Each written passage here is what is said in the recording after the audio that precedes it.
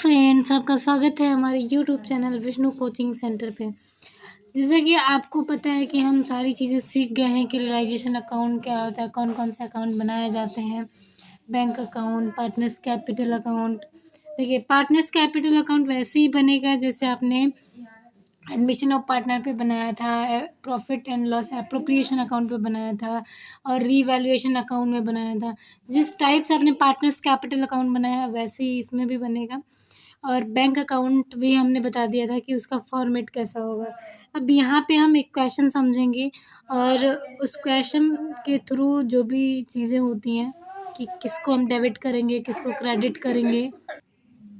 तो आज ये क्वेश्चन देखिए। राम और हरि एक फर्म में बराबर के साझेदार हैं। उन्होंने 31 मार्च 2016 को, जब आर्थिक चिट्ठा निम्नांकित था, अपनी फर्म को विघटित करना निश्चय किया। मतलब कि वो लोग क्या करते हैं, अपनी फर्म को बंद करते हैं। यहाँ पे देखिए, पहला विविध लेनदार दिया, सेंड्री क्रेडिटर्स कितना है, 2700 रुपये। संचय कितना दिया है, 3000। हरि का ऋण खाता यानी कि हरीज लोन दिया है 3000। उसके बाद से कैपिटल राम और हरि का दिया है 12,000 इनकी कैपिटल इनका बराबर है। उसके बाद देखिए, बैंक में रोकड़ यानी कि कैश एट बैंक 3000 है। सेंड्री डेटर्स है हमारे 850 रुपये। प्लांट है हमारा 4,700 रुपये।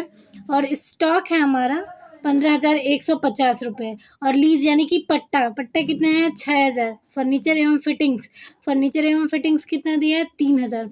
टोटल मिला के 32,700 होगा। ठीक है, दोनों साइड का, लायबिलिटी और एसेट साइड का। इसमें कुछ एडजस्टमेंट दिया है। पट्टी को 6,300 में, फर्नीचर तथा एवं फिटिंग्स को 3,300 में तथा रहतिया को 13,800 में बेचा गया। पुस्तकीय देनदारियों से केवल 800 रुपए की वसूली हुई, जबकि प्लांट को बेचने से 4,800 हुआ और लेनदारों को 2,600 पूर्व भुगतान में चुकाए। वसूली खर्च 500 रुपये हुए फर्म के खातों को बंद करने के लिए।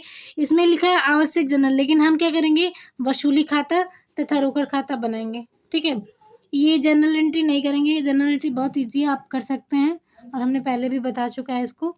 तो आज हम केवल वसूली खाता और रोकड़ खाता बनाएंगे। ओके, तो देखिए, सबसे पहले हम रियलाइजेशन अकाउंट बनाएंगे, वसूली खाता। तो सबसे पहले आपको डेबिट साइड में सारे एसेट्स को लिख लेना है जो बैलेंस शीट में दिया होगा। जैसे सेंड्री डेटर्स दिया था 850 रुपये। प्लांट्स हमारा दिया था 4,700 रुपये। स्टॉक है 15,150। लीज है हमारा 6,000। फर्नीचर एंड फिटिंग था 3,000 का। तो मैंने ऐसे ही सेम टू सेम जो चीज़ें उसमें लिखी गई थी डिट्टो वही लिख दिया है मैंने डेबिट साइड में। और आपको क्रेडिट साइड में क्या क्या चीज़ें लिखनी है, तो जो क्रेडिटर है वो भी क्रेडिट साइड में लिखना है, क्योंकि आपके लिए लोन है, खर्चा है और आपको इसका पेमेंट करना है। तो सेंड्री क्रेडिटर्स जो कि 2700 का था। और बाकी क्रेडिट साइड में रिजर्व फंड दिया था 3,000 का, जो कि कैपिटल्स अकाउंट में जाएगा, पार्टनर्स कैपिटल अकाउंट में। और हरीज लोन का रख के दिया था, तो वो भी पार्टनर्स कैपिटल अकाउंट में जाएगा, ना कि रियलाइजेशन में। ठीक है, दूसरी बात, जनरल एंट्री जब हम आपको बताए थे तो क्या क्या चीज़ें रियलाइजेशन अकाउंट में जाएंगी, मैंने वहाँ पे आपको बताया था। जिन्होंने वो वीडियोस नहीं देखा है तो सबसे पहले वो वीडियो देखेंगे।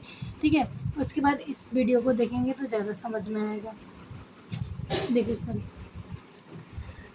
फिर बाई बैंक से लीज हमें कितने में मिला, 6,300। जबकि इसकी जो बुक वैल्यू थी 6,000 थी, लेकिन बेचने पे कितना मिला, 6,300। 300 का प्रॉफिट हुआ। फर्नीचर एंड फिटिंग 3,300, कितना था, 3,000 था। स्टॉक 13,800, स्टॉक कितने में था, 15,150, यानी कि कम हो गया, लॉस हो गया, कोई बात नहीं। डेटर्स जो कि 850 रुपये थे, लेकिन मिला कितना, 800 रुपये। उसके बाद यहाँ पे देखिए, मैं प्लांट भूल गई थी, तो प्लांट भी है 4,800, जबकि प्लांट यहाँ पे कितना दिया था, तो 4,700। ठीक है, लेकिन 4,800 में 100 रुपये का प्रॉफिट हुआ। टोटल ऐड करेंगे तो 29,000 आएगा। कितना आएगा, 29,000। उसके बाद देखिए, जो चीज़ें हम पेमेंट करेंगे, यानी कि आपके लिए खर्चा है, तो टू बैंक सबसे पहले क्रेडिटर को पेमेंट करना है। और आपके एडजस्टमेंट में लिखा था कि जो क्रेडिटर है हमारे, उनको 2,600 रुपये देना है। गिना देना था 2,700, लेकिन कितना देने में कंप्लीट हो गया, 2,600, यानी कि 100 रुपये का आपका प्रॉफिट है, कम खर्चा करना पड़ा 100 रुपये। फिर प्रीलिमिनरी एक्सपेंसेस दिया था, यानी कि वसूली खर्च नहीं, रियलाइजेशन एक्सपेंसेस दिया था, यानी कि वसूली खर्च 500 रुपये का, वो भी आपके लिए खर्च है तो वो भी डेबिट साइड होगा। अब आपको देखना है कि दोनों साइड में से कौन सा साइड सबसे ज़्यादा अमाउंट है, किस साइड का सबसे ज़्यादा अमाउंट है। तो आप अगर देखेंगे तो क्रेडिट नहीं, डेबिट साइड का अमाउंट सबसे ज़्यादा होगा 32,800। और मैंने बताया था कि जब भी डेबिट साइड का अमाउंट ज़्यादा और क्रेडिट साइड का अमाउंट कम हो तो कंपनी को क्या होता है, लॉस होता है। 32,800 इधर भी लिखेंगे, 32,800 इधर भी लिखेंगे। उसके बाद 29,000 में 2,700 ऐड करेंगे तो आपका आएगा 31,700। तो 32,800 में से हम 31,700 माइनस कर देंगे, ठीक है। माइनस करने के बाद आपका आएगा 1,100 रुपये। और 1,100 रुपये इनका कैपिटल बराबर था, रेशियो वही बराबर था, और इसलिए इनका जो लॉस होगा वो भी क्या होगा, बराबर होगा। उसके बाद देखिए, इसको बनाने के बाद हम बनाते हैं क्या, बैंक अकाउंट। बैंक अकाउंट में देखिए सबसे पहले बैंक का बैलेंस दिया था 3,000 रुपये, ठीक है, कैश एट बैंक, जो कि 3,000 दिया था। इसको हम बैलेंस BD से दिखाएंगे। बैलेंस BD से यानी कि ब्रॉड डाउन, आगे ले जाया जाएगा, कितना, 3,000 रुपये। उसके बाद देखिए, उसके बाद मतलब जो भी बैलेंस शीट में दिया होता है उसको हम बैलेंस BD से दिखाएंगे। किस साइड दिखाएंगे, डेबिट साइड, क्योंकि बैंक का जो शेष आता है वो डेबिट होता है।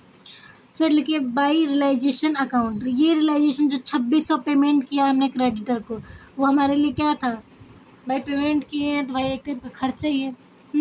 तो बैंक से पैसा जा रहा है इसलिए हम उसको क्या कर देते हैं, क्रेडिट कर देते हैं। तो यहाँ 2600 रुपये हुआ। फिर बाई रियलाइजेशन अकाउंट, फिर एक्सपेंस था हमारा, खर्चा था, इसलिए हम क्या किए, 500 को क्रेडिट कर दिए।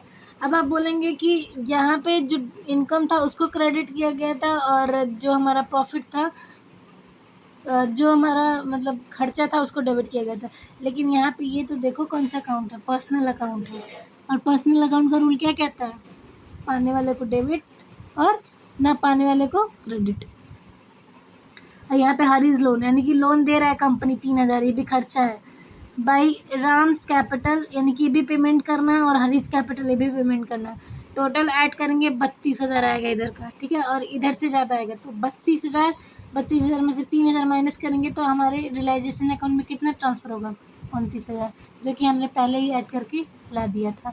आई होप आपको ये चीज़ें समझ में आई होंगी। और प्लस ये जो रियलाइजेशन अकाउंट है ना 29,000, आप ऐसे भी लिख सकते हैं। और ये जो बैंक का अमाउंट है एकदम सेम आना चाहिए। अगर बैंक का अमाउंट सेम नहीं आ रहा तो आपका आंसर गलत है। ओके, आई होप आपको ये क्वेश्चन समझ में आया होगा। अगर कहीं भी किसी भी पॉइंट में किसी भी अकाउंट्स में डाउट हो तो प्लीज़ कमेंट करिएगा। और वीडियो अच्छी लगे तो लाइक करिए, सब्सक्राइब करिए और ज़्यादा से ज़्यादा शेयर करिए। Okay, thank you.